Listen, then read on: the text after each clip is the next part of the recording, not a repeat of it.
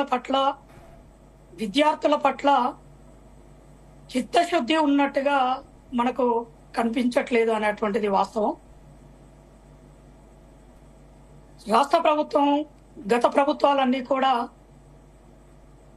వేల ఉద్యోగాలను ఈ దేశంలో, ఈ రాష్ట్రంలో రిక్రూట్మెంట్ చేస్తామని చెప్పి ఎన్నికల ముందు హడావుడిగా నోటిఫికేషన్ వేసి 30,000 ఉద్యోగాలు నోటిఫికేషన్ వేసి, సరే ఎన్నికల కోడ్ తోటి వాళ్ళు ఎగ్జామ్స్ కొన్ని నిర్వహించారు, కొన్ని నిర్వహించలేదు.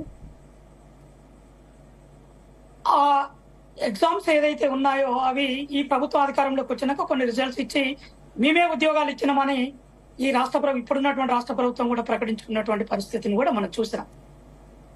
సరే, ఏది ఏమైనా ఈ రాష్ట్ర ప్రభుత్వము, ఇప్పుడున్నటువంటి అధికారంలో ఉన్నటువంటి రాష్ట్ర ప్రభుత్వము, గతంలో ఉండేటువంటి రాష్ట్ర ప్రభుత్వము, బీఆర్ఎస్ ప్రభుత్వము ఏదైతే ఉందో, తెలంగాణ ఉద్యమము జరిగేటప్పుడు ఈ తెలంగాణ రాష్ట్రంలో ఉండేటువంటి విద్యార్థులను, యువకులను, నిరుద్యోగులందరికీ ఉపాధి అవకాశాలు కల్పిస్తామని చెప్పి నీళ్లు, నిధులు, నియామకాలు అనేటువంటి స్లోగన్స్ తీసుకొని తెలంగాణ ఉద్యమాన్ని చాలా ఉధృతంగా నడిపి ఒక సకల జనుల సమ్మెనం తోటి మొత్తం కేంద్ర ప్రభుత్వాన్ని మెడలు వంచి తెలంగాణ రాష్ట్ర ప్రభుత్వాన్ని, తెలంగాణ ఏర్పాటును చేసుకున్నామన్నటువంటిది వాస్తవం. కానీ ఆ స్లోగన్ తో అధికారంలోకి వచ్చినటువంటి గత ప్రభుత్వం నిజంగా కూడా నిరుద్యోగుల యొక్క ఆశలు, వాళ్ళ ఆశయాలు ఏదైతే ఉన్నాయో అవి ఫుల్ఫిల్ చేయలేదు. అప్పుడు అపోజిషన్ పార్టీలు అయినటువంటి వాళ్ళు, కాంగ్రెస్ కానివ్వండి, రాష్ట్రంలో ఉండేటువంటి బీజేపీ కానివ్వండి, మిగతా ప్రజా సంఘాలన్నీ కూడా, విద్యా సంఘాలన్నీ కూడా, యువజన సంఘాలన్నీ కూడా మొత్తం యావత్ నిరుద్యోగ లోకాన్ని అంతా కూడా ఒక ఎమోషన్స్ క్రియేట్ చేసి ఈ ప్రభుత్వాన్ని కూల్చడం లోపల ఒక ప్రధానమైనటువంటి ఇన్స్ట్రుమెంట్ గా యువతను, విద్యార్థి లోకాన్ని వాడుకున్నారు అనేటువంటిది వాస్తవం. కానీ అధికారంలోకి వచ్చినటువంటి ఈ రాష్ట్ర ప్రభుత్వం ఇవాళ రాజకీయ అధికారాన్ని చక్కదిద్దుకునేటువంటి విషయంలో ఉన్నంతగా శ్రద్ధ ఈ నిరుద్యోగుల సమస్యలను పరిష్కరించుకోవడంలో, ఈ విద్యా వ్యవస్థను పటిష్టం చేయడంలో శ్రద్ధ చూపట్లేదు అన్నటువంటిది మనకు గత 6 నెలల నుండి కూడా మనకు అర్థమవుతున్నటువంటి తీరును కూడా మనం చూడొచ్చు. గతంలో గ్రూప్ 1 ఎగ్జామ్ నిర్వహిస్తున్నటువంటి క్రమం లోపల 1:100 మేము పిలుస్తామని చెప్పి ప్రిలిమినరీ ఎగ్జామ్స్ లో, మెయిన్ ఎగ్జామ్స్ కు 1:100 పిలుస్తామని చెప్పి ప్రామిస్ చేశారు.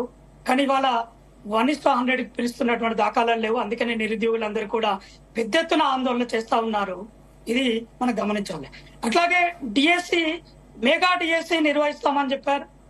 అందుకని ఇప్పుడున్నటువంటి ఈ 18వ తారీఖు నుండి జరిగేటువంటి డిఎస్సి ఎగ్జామ్స్ ను పోస్ట్ పోన్ చేసి ఒక మెగా డిఎస్సి నోటిఫికేషన్ రిలీజ్ చేసిన తర్వాతనే డిఎస్సి ఎగ్జామ్స్ నిర్వహించాలని చెప్పి వేలాది మంది నిరుద్యోగులందరూ కూడా పెద్ద ఎత్తున కోరుతా ఉన్నారు. అట్లాగే ఆందోళన నిర్వహిస్తా ఉన్నారు. అట్లాగే ఇట్లాంటి ఉద్యోగాలు నోటిఫికేషన్, జాబ్ క్యాలెండర్ అన్నారు. జాబ్ క్యాలెండర్ ఇంతవరకు కూడా నోటిఫికేషన్, ఆ జాబ్ క్యాలెండర్ షెడ్యూల్ రిలీజ్ చేసినటువంటి దాఖలాలు లేవు. అంటే ప్రభుత్వానికి ఈ ప్రభుత్వం దృష్టిలో ఉండేటువంటి ప్రయారిటీస్ లో విద్యా వ్యవస్థ అనేటువంటిది, ఎంప్లాయ్మెంట్ అనేటువంటిది ఏదైతే ఉందో ఇది చాలా లీస్ట్ ప్రయారిటీగా మనకు కనపడతాం. అంటే వాళ్ళకు ఒక ప్రాథమికమైనటువంటి ఒక ప్రైమరీ ప్రయారిటీగా లేదు. అందుకనే ఈ ప్రభుత్వాలు కానీ, ముఖ్యమంత్రి కానీ, ప్రభుత్వాలు కానీ దీని మీద శ్రద్ధ చూపట్లేదు అనేటువంటిది. ఉదాహరణకు మేడం, ఇవాళ యూనివర్సిటీస్లలో వైస్ ఛాన్సలర్స్ టర్మ్ అయిపోయి దాదాపు 2 నెలలు కావస్తుంది. కానీ టర్మ్ కాకముందే సెర్చ్ కమిటీలను వేసి మేము వాళ్ళ డేట్ అయిపోగానే ఇమ్మీడియట్లీ వైస్ ఛాన్సలర్ మొత్తంగా కూడా తెలంగాణలో ఉండేటువంటి 11 విశ్వవిద్యాలయాల్లో వైస్ ఛాన్సలర్ ను నింపేస్తామని చెప్పి రాష్ట్ర ప్రభుత్వం ప్రకటించింది. కానీ ఇప్పటి వరకు అనేక యూనివర్సిటీలలో సెర్చ్ కమిటీలు లేవు. కాకతీయ యూనివర్సిటీ లాంటి చోట్ల ఎగ్జిక్యూటివ్ కౌన్సిల్ ఇంకా నియమించలేదు. కాబట్టి వాళ్ళకి ఇవన్నీ కాన్సిక్వెన్సెస్ మనం చూస్తున్నప్పుడు మనకి ఏమర్థం అవుతా ఉంది అని అంటే, ప్రభుత్వాలకి ఉండేటువంటి ప్రయారిటీస్ లో ఇది చాలా లీస్ట్ ప్రయారిటీగా మనకు కనపడుతుంది. ఇవాళ చూస్తా ఉన్నాం, ప్రభుత్వాన్ని బలోపేతం చేసుకోవడం కోసము రాజకీయ అధికారం చుట్టే ప్రభుత్వం మొత్తంగా కూడా తిరుగుతున్నటువంటి పరిస్థితి. ఇతర రాజకీయ పార్టీలను, ఎమ్మెల్యేలను కానివ్వండి, ఎమ్మెల్సీలను కానివ్వండి, తన పార్టీలో చేర్చుకొని తన రాష్ట్ర ప్రభుత్వాన్ని ఎంత బలోపేతం చేసుకోవాలి, తన రాజకీయ అధికారాన్ని ఎంత బలంగా చేకూర్చుకోవాలనేటువంటి దాని మీద ఉన్నంతగా శ్రద్ధ నిరుద్యోగుల మీద కానివ్వండి, లేదా ఈ రాష్ట్ర ప్రభుత్వాలు ఎంట్రన్స్ టెస్టులు నిర్వహించేటువంటి అంశాలు కానివ్వండి ఈ రాష్ట్ర ప్రభుత్వానికి లేదనేది కూడా మనం ఈ 6 నెలల కాలం నుండి ఇంకొకటి కేంద్ర ప్రభుత్వంలో కూడా ఇటీవలి కాలంలో ఉన్నటువంటి పరిణామాలు కనుక మనం కేంద్ర ప్రభుత్వం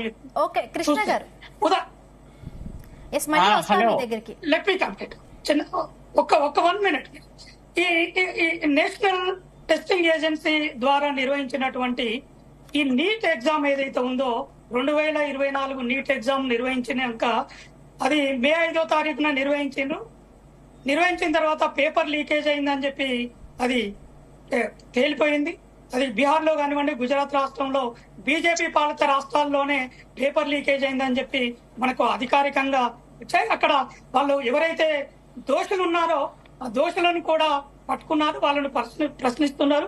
ఈ కేసును కూడా సిబిఐకి ఉపయోగించారు. అట్లాగే దాని వెంటనే యూజీసీ నిర్వహించేటువంటి నేషనల్ ఎలిజిబిలిటీ టెస్ట్ ఎగ్జామ్ ఏదైతే ఉందో అది కూడా పేపర్ లీకేజ్ అయిందని చెప్పి మనము దాన్ని